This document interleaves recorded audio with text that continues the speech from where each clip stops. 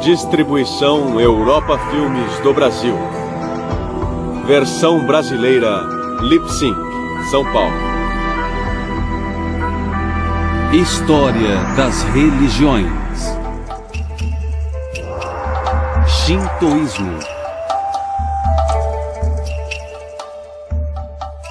O shintoísmo surgiu da vida e da cultura do povo japonês, mas também teve origem na paisagem natural do Japão.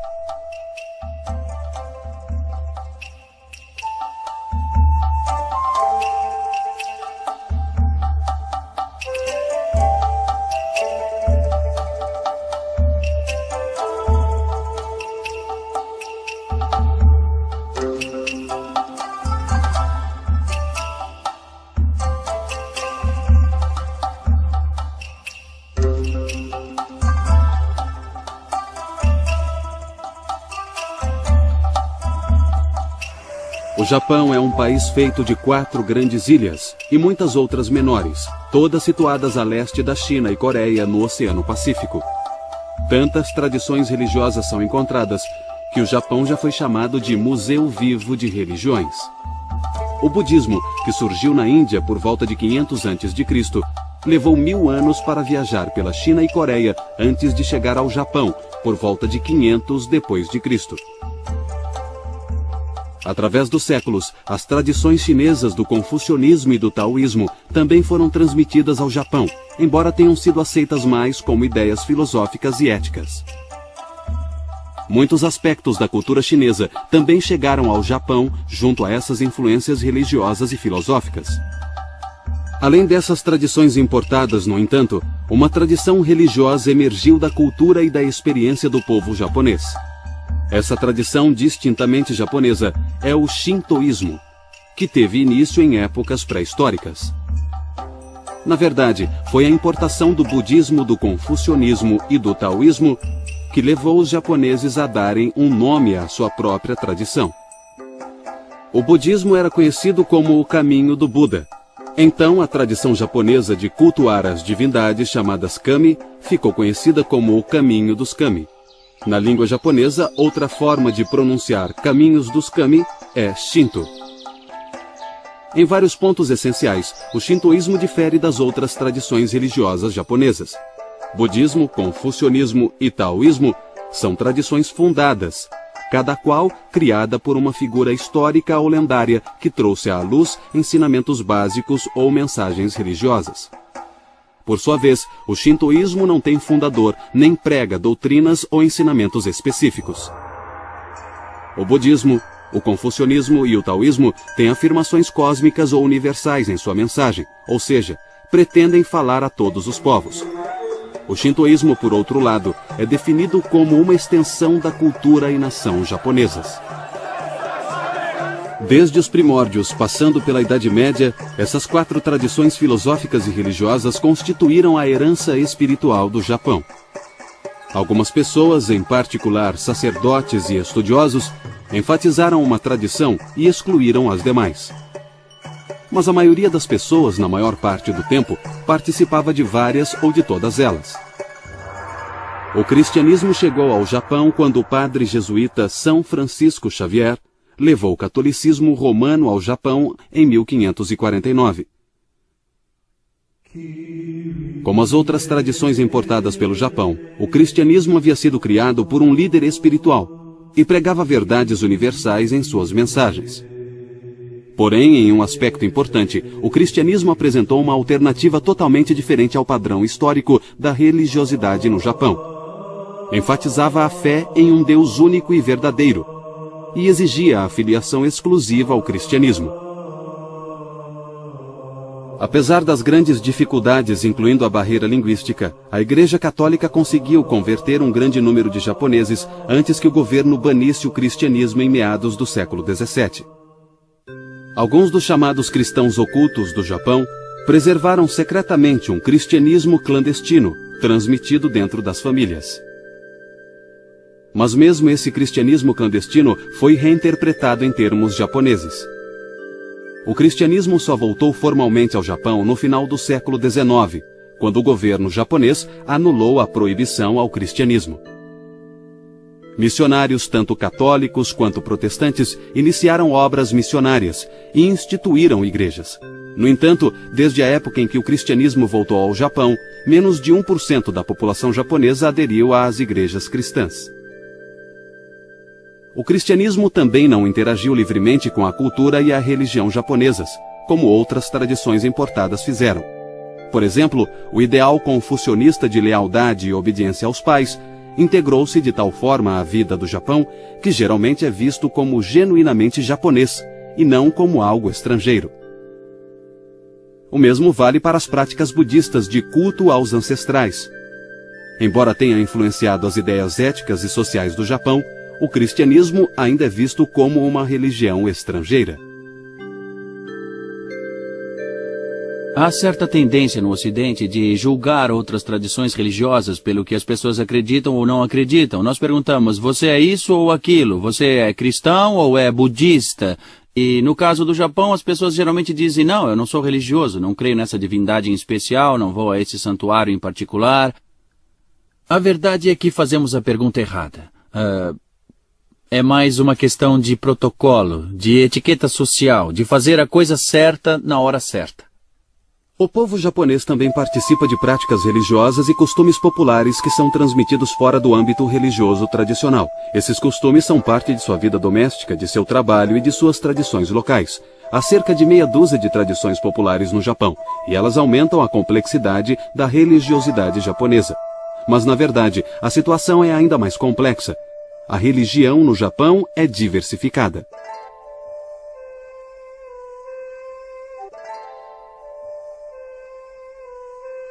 Assim como o cristianismo na Europa ou Estados Unidos, inclui muitas ordens religiosas e centenas de congregações protestantes. No Japão, o budismo é dividido em ramificações principais com muitas congregações.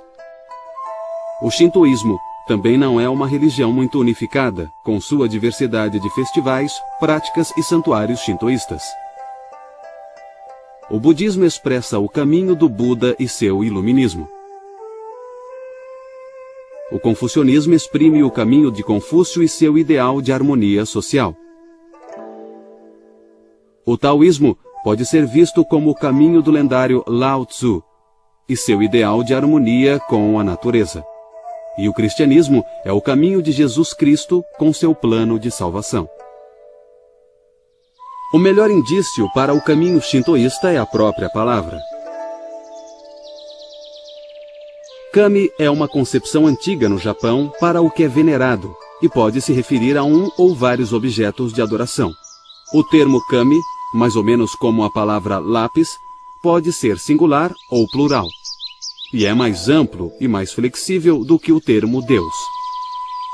O conceito de uma divindade monolítica, onisciente, que controla tudo, do ponto de vista shintoísta, é um pouco restrito demais, eu acho, porque há tantas situações diferentes, políticas, sociais e religiosas, que devem ser levadas em conta. O contexto é o mais importante. Então, não surpreende que haja divindades diferentes para diferentes tipos de contexto. E mesmo hoje, você pode invocar uma divindade específica para um rito de purificação, e outra divindade se você quer entrar para uma boa universidade, outra divindade se você está abrindo um negócio, ou se está começando um projeto que custa dinheiro. Enfim, é uma tradição voltada para o contexto e, por causa disso, é bem pragmática. De forma geral, o caminho dos kami significa levar uma vida pura, em harmonia com os kami. No Japão antigo, os kami eram tão numerosos que os mitólogos se referiam a eles como os 8 milhões de kami. Isso não significa que eles fossem ou sejam precisamente 8 milhões de objetos de adoração. Na verdade, isso indica que os kami estão além da quantificação e que é incontável ou infinito. Os kami são encontrados em todo o Japão, principalmente em formas naturais, como montanhas, cachoeiras, árvores e rochas. Os kami também podem ser seres humanos poderosos e até mesmo ancestrais humanos. Como não há um equivalente a kami em nossa língua, geralmente não é traduzido. O termo mais próximo a kami talvez seja o sagrado, no sentido de que há força e mistério na natureza e na fertilidade natural que produz novas vidas. Os estudiosos geralmente apresentam uma religião descrevendo um fundador, analisando suas escrituras e interpretando ensinamentos essenciais. Mas no caso do shintoísmo, se quisermos saber sobre o caminho dos kami, talvez seja melhor observarmos como é feita a adoração aos kami. Os santuários há muito são importantes para o shintoísmo desde a época pré-histórica, embora as primeiras adorações japonesas talvez não tenham ocorrido em santuários, mas na natureza.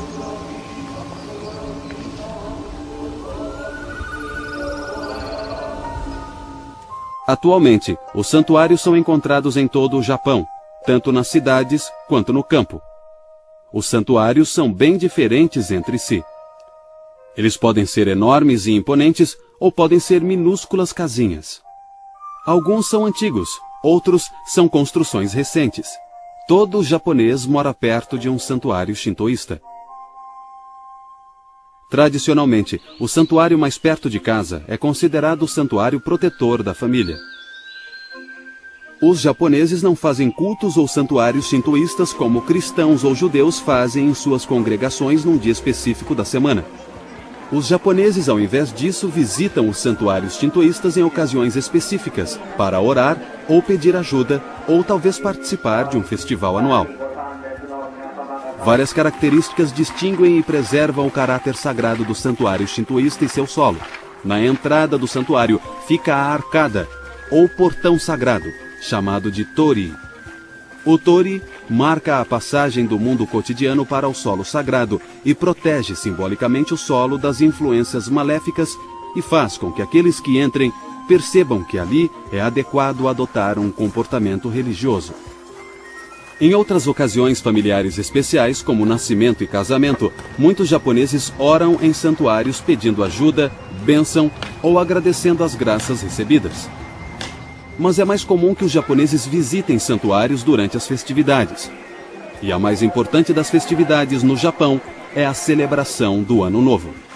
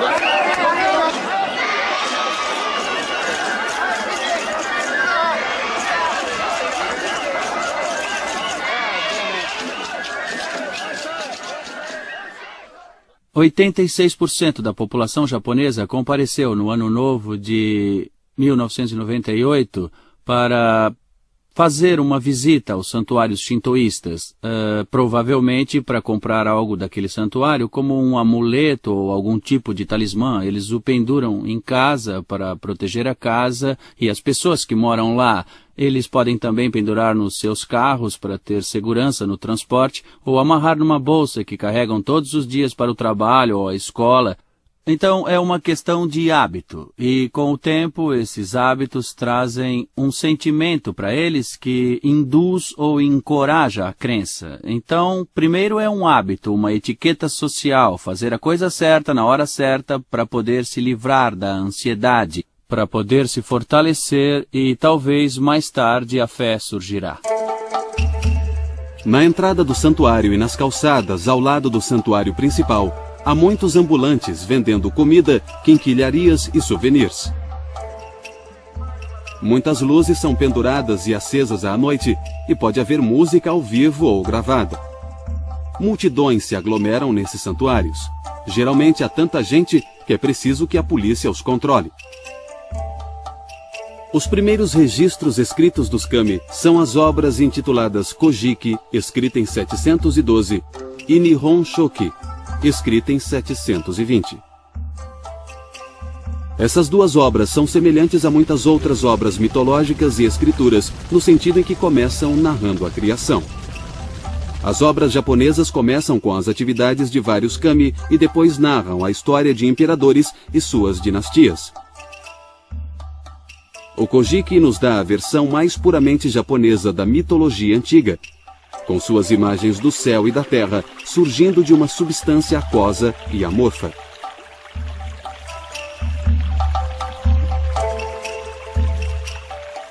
O Nihon Shoki entrelaça a mitologia japonesa a conceitos filosóficos chineses, usados para interpretar a criação. Algumas passagens iniciais do Nihon Shoki referem-se aos conceitos chineses do Yin e Yang, ou seja, o negativo e o positivo, ou o feminino e o masculino. As crenças e os costumes antigos do Japão foram inicialmente influenciados pelos chineses, por volta de 500 d.C. Nessa época, a crença antiga nos kami e outras crenças foram reinterpretados pela ótica chinesa.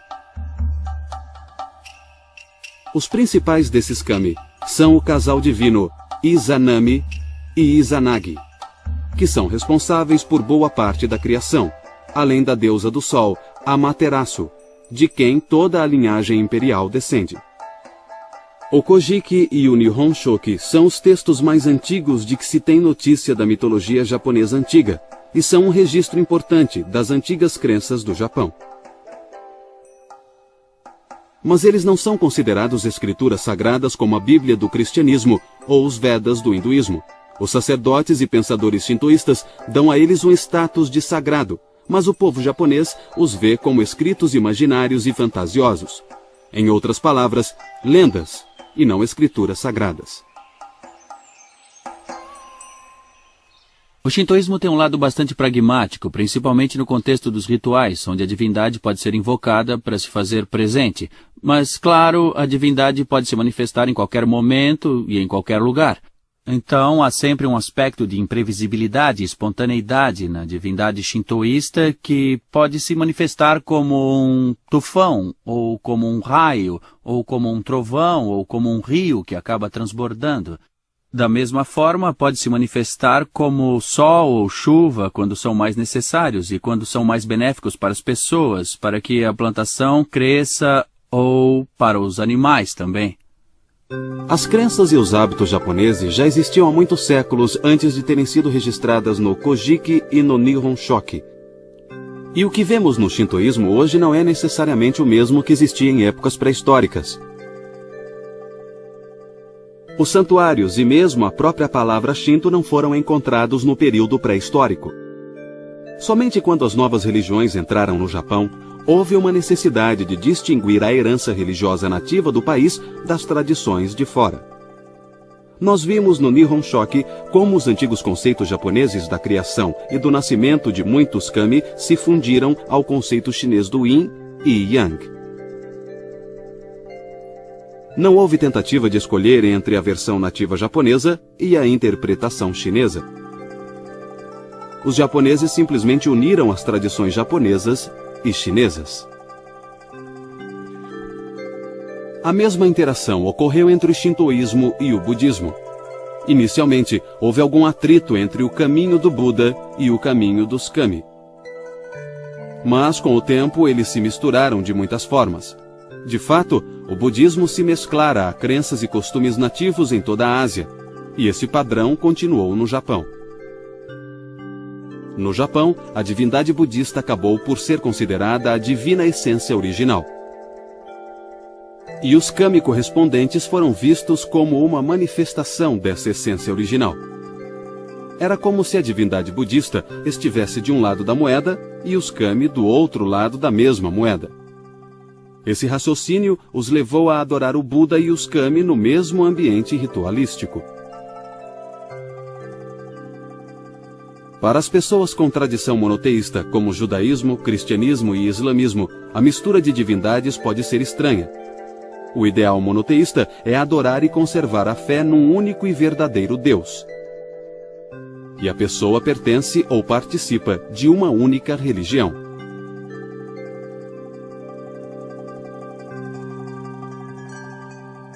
Mas em quase toda a Ásia e no Japão em particular, o padrão dominante é o que podemos chamar de afiliação múltipla. Aqui, a pessoa participa de mais de uma tradição religiosa.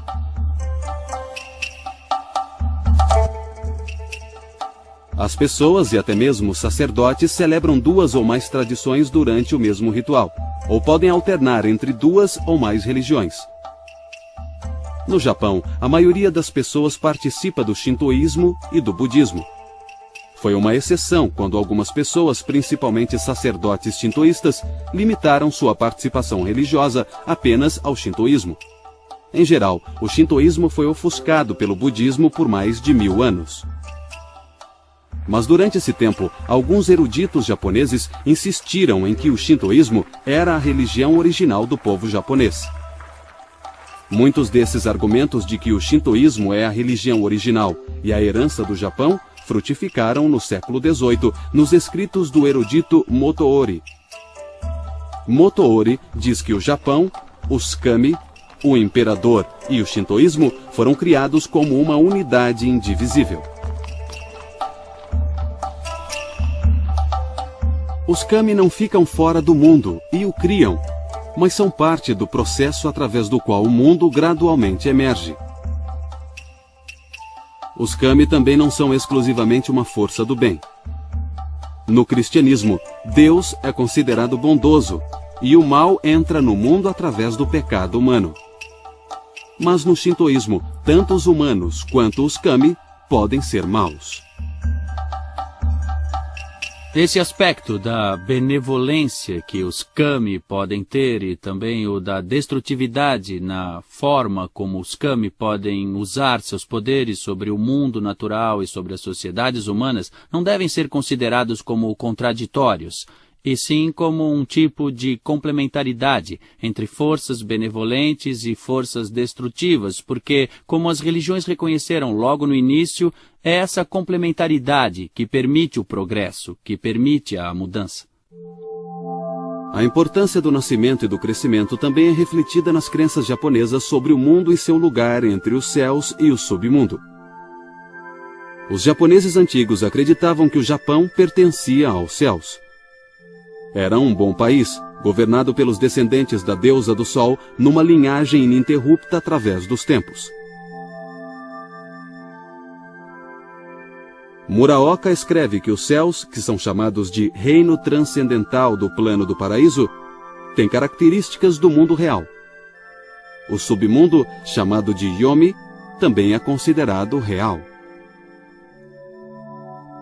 É importante lembrar que, embora haja esse conceito de divindades nos kami shintoístas, que vem do céu, do plano elevado do céu para o plano terreno, não devemos considerá-las sobrenaturais, ou seja, acima ou separadas do mundo natural, porque essas divindades são partes essenciais de como as coisas acontecem no mundo natural. Uma das características dos kami shintoístas é que eles vêm e vão, eles não vivem neste mundo. É comum dizer que o shintoísmo é uma religião da natureza e que as divindades vivem em árvores, em cachoeiras ou em rochedos. Os sacerdotes certamente afirmam que essas divindades vêm e vão, que elas podem ser chamadas para descer dos céus e depois podem ser mandadas de volta, porque ninguém quer uma divindade poderosa e instável vagando pela plantação, nem quer ficar lidando com esse visitante celestial tão importante.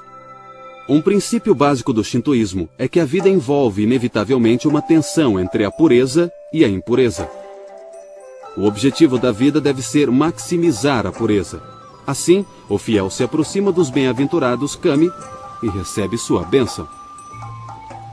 O corpo humano é considerado bom, mas ele cria excreções que são impuras. O corpo precisa ser purificado ao se aproximar dos kami.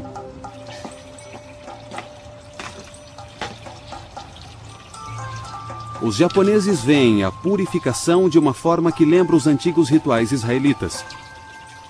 E seus conceitos de poluição e purificação têm pouco em comum com os ensinamentos cristãos sobre pecado e redenção. No cristianismo, pecar significa afastar-se voluntariamente de Deus.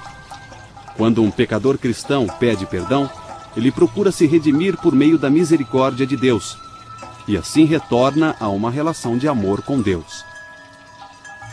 No shintoísmo, a causa da poluição não é necessariamente a desobediência ou o confrontamento aos kami. Ela pode ser algo que as pessoas modernas consideram natural, uma condição ou um evento acidental. A purificação é uma preparação essencial no culto shintoísta.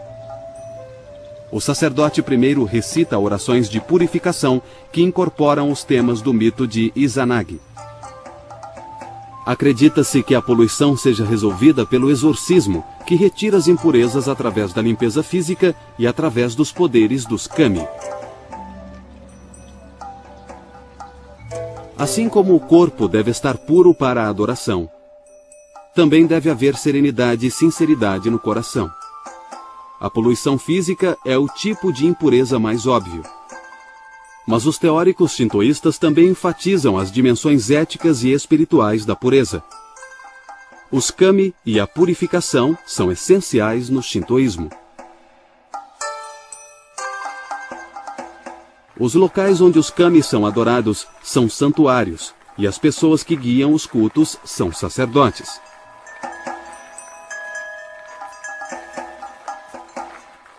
Os dois locais mais importantes são o sacrário, chamado de Honden, e o salão de adoração, ou Haiden. O sacrário abriga os kami. Representações físicas dos kami, como estátuas, são bastante raras.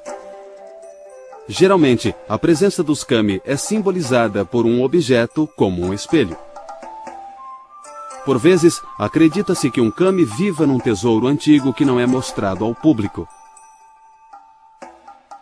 No salão de adoração, as cerimônias são conduzidas por sacerdotes shintoístas. Pessoas comuns geralmente sobem as escadas até o salão e fazem suas oferendas e orações do lado de fora, sem se aproximarem do santuário. Desde a época pré-histórica, muitos dos cultos shintoístas acontecem em jinjas. Em outras palavras, em santuários. Às vezes, sem o auxílio do clero. Mas sempre houve especialistas religiosos dentro do shintoísmo. O shintoísmo nunca teve uma ordem hierárquica universal como a existente na Igreja Católica. E o treinamento, a prática e a posição dos oficiais shintoístas variam consideravelmente. Hoje há várias funções e graduações para os sacerdotes recitarem orações e fazerem rituais em cerimônias shintoístas. Os sacerdotes, diretamente responsáveis pelos rituais, são chamados de kanushi, que significa literalmente mestre divino. Não há ritos oficiais para se tornar um sacerdote shintoísta, assim como há para sacerdotes budistas ou cristãos. Em algumas comunidades rurais, os chefes de famílias tradicionalmente se revezam servindo como sacerdotes shintoístas no santuário local. Sacerdotes do século masculino são regra geral no Japão contemporâneo. No entanto, vale ressaltar que nos primórdios da história do Japão eram imperatrizes e não imperadores que reinavam. Essas imperatrizes reinavam em parte por sua habilidade de se comunicar diretamente com os kami, como em um oráculo divino. Quando os imperadores passaram a governar nos primórdios da história, o papel religioso da imperatriz desapareceu. Nós já vimos que antes de uma cerimônia shintoísta, o fiel purifica as mãos e a boca com água e recita uma prece de purificação.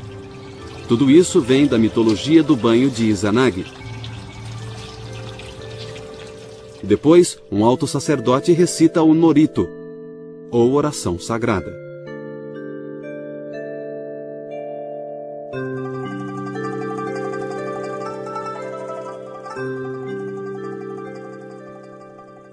Todos os presentes se ajoelham, enquanto o ritual invoca ou convoca os kami. Há mais música e outras oferendas. As oferendas mais importantes são galhos da árvore sagrada conhecida como sakaki. Assim como nos rituais de várias outras religiões, o shintoísmo acredita que os kami participam das oferendas espirituais. A comunicação com os kami termina quando a oração anuncia a ascensão dos kami.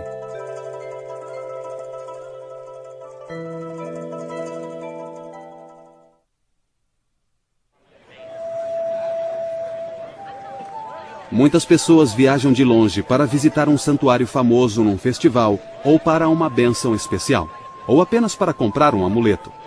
Essas pessoas geralmente são devotos, não paroquianos. Embora nos vilarejos tradicionais, ainda se considera que os habitantes daquela área são paroquianos do santuário local. Muitas casas japonesas tradicionais e algumas casas modernas têm um pequeno santuário shintoísta. O kamidana é uma miniatura de um santuário shintoísta, geralmente colocado numa prateleira alta na sala principal da casa. Os membros da família colocam oferendas no kamidana e de tempos em tempos, principalmente no Ano Novo, trazem um novo talismã de papel de um santuário próximo e colocam no kamidana. Na antiguidade, os membros de um clã adoravam o mesmo kami. Mas na época medieval, as pessoas que moravam perto de um santuário automaticamente eram consideradas paroquianas daquele santuário. Em outras palavras, a afiliação a um santuário shintoísta dependia da residência do fiel.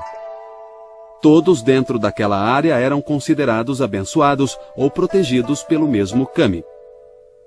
Há sempre essa ênfase na orientação para o mundo, que tem, como dizemos hoje, uma perspectiva shintoísta. Existem divindades da terra, do mundo natural, dos espíritos ancestrais que devem ser controlados e mantidos. Agora, em cima disso tudo, há as tradições do budismo, do confucionismo, do taoísmo e mais tarde até do cristianismo, que não se chocam, que estão em harmonia, que estão sincretizadas com essa orientação mais antiga.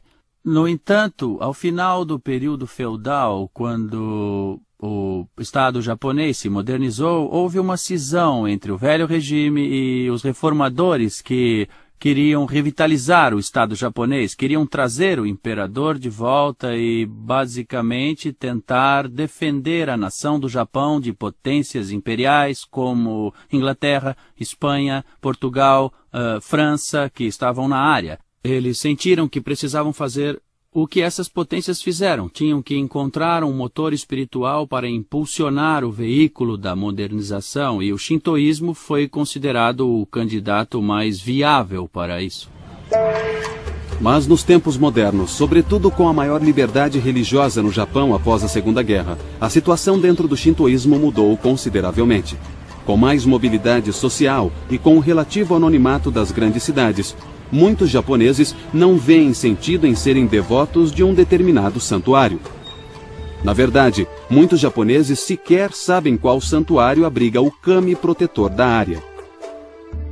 Uma das formas com que o shintoísmo ajudou o processo de modernização foi criando uma noção de comunidade, de que nós japoneses somos um só povo, porque basicamente até 1868 o Japão era uma região fragmentada com determinados clãs dominando determinadas áreas.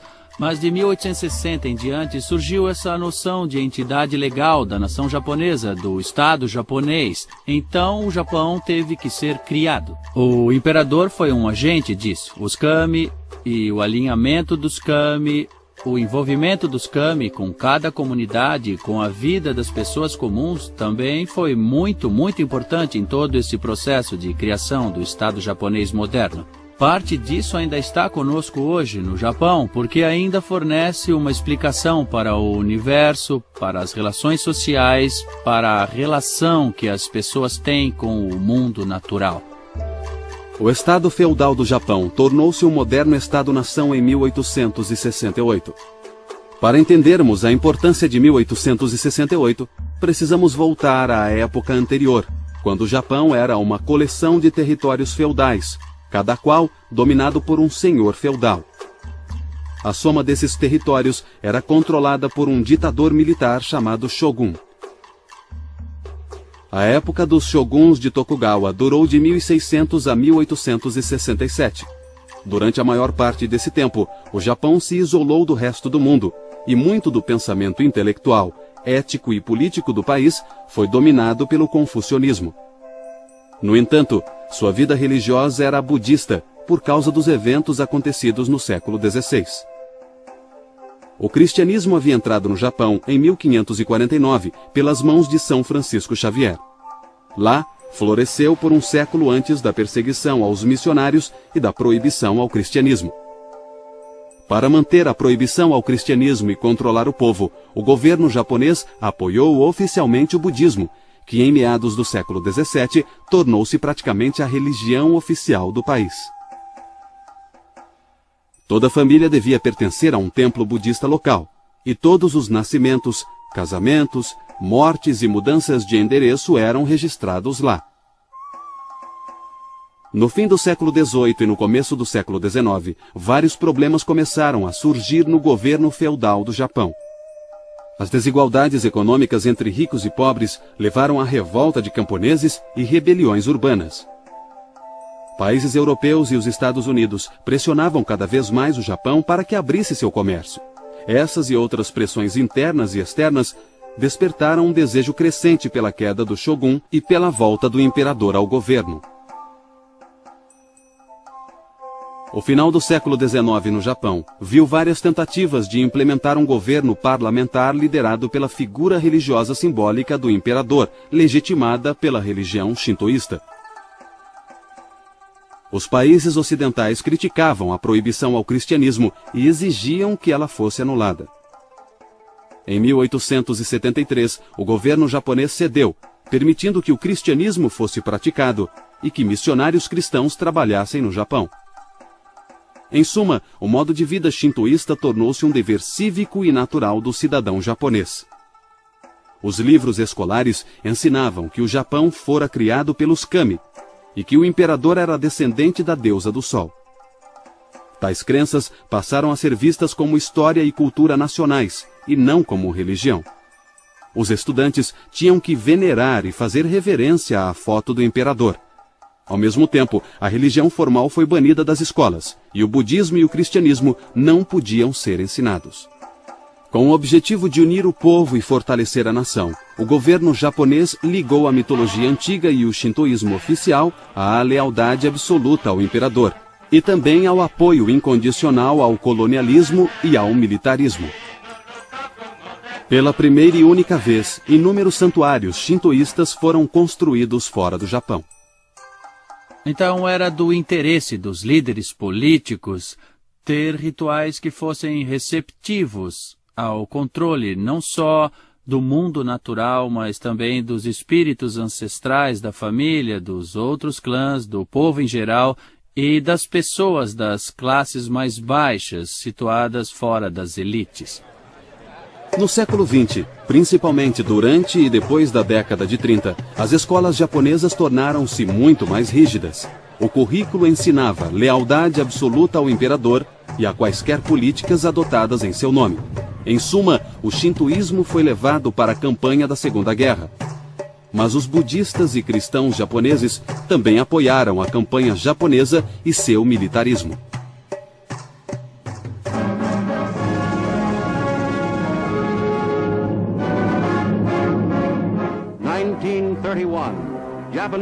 Em 1931, tropas japonesas partem para a conquista da Manchúria. Japão, o primeiro dos países agressores desta guerra, saiu na frente há 14 anos numa escala de conquistas internacionais. Xangai, em 1937, guerra aberta contra a China. O mundo ainda não sabia como lidar com tamanha agressão. Os diplomatas japoneses, falando na Liga das Nações, tentaram justificar seus crimes contra a paz e a decência e depois se retiraram.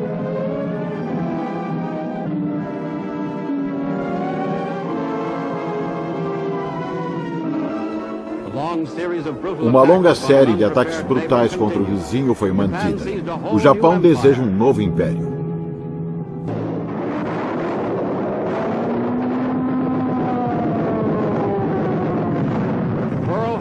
Pearl Harbor, 7 de dezembro de 1941. As unidades fanáticas suicidas do Japão em ataques aéreos causaram grandes danos às esquadras americanas em Okinawa. Foi um ataque suicida. Foi sensacional, mas não conseguiu deter o avanço dos aliados.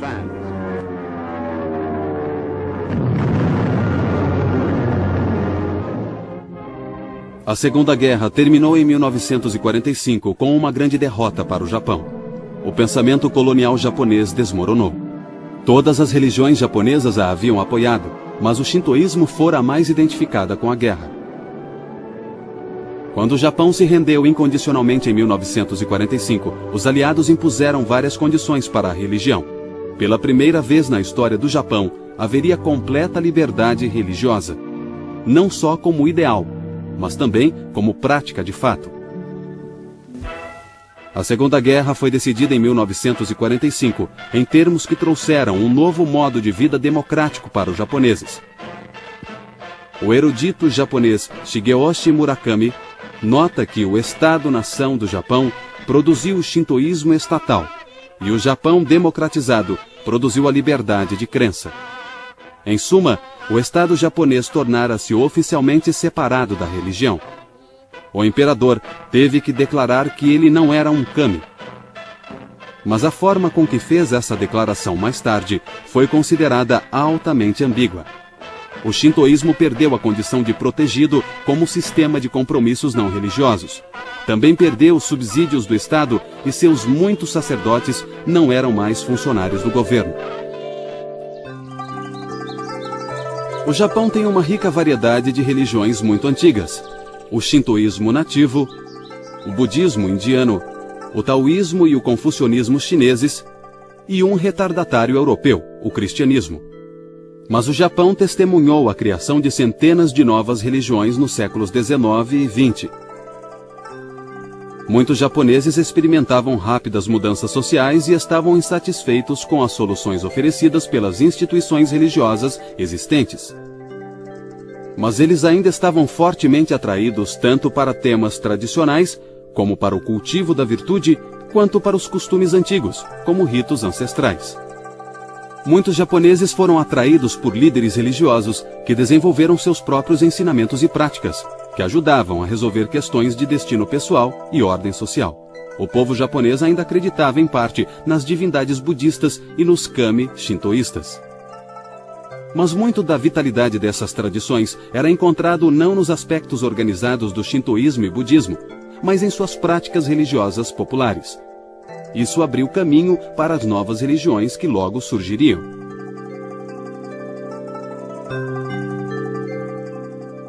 As religiões japonesas do século XIX se caracterizavam principalmente por seu foco em kami vivos. Algumas necessidades religiosas foram supridas também por um kami vivo, na nova religião chamada Tenrikyo. O nosso kami, Deus aparente, é o Deus que criou este mundo, a humanidade e todas as criaturas. A propósito da criação é termos uma vida feliz, ajudando uns aos outros. E Deus aparente nos protege de todas as formas para podermos levar uma vida feliz. Nesse sentido, Deus aparente é tudo para nós.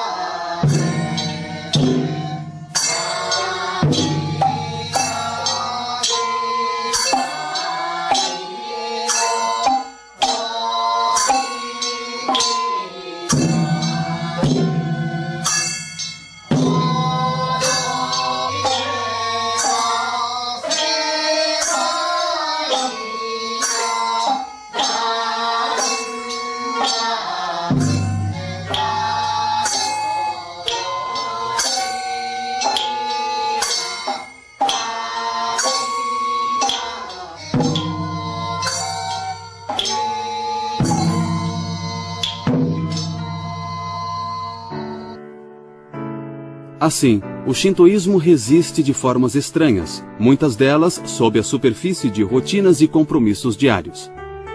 Vale a pena lembrar que o shintoísmo nunca foi uma religião altamente organizada como o cristianismo.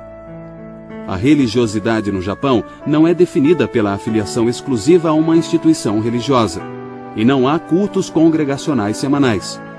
Então, as medidas comuns de compromisso religioso não são facilmente aplicadas ao shintoísmo. Mas o shintoísmo resiste, mesmo quando é negado ou negligenciado. O shintoísmo há muito tempo faz parte da vida e da cultura do Japão, praticamente desde o início da própria civilização japonesa. E enquanto existir a cultura japonesa, o shintoísmo de certo continuará a ser parte significante dela.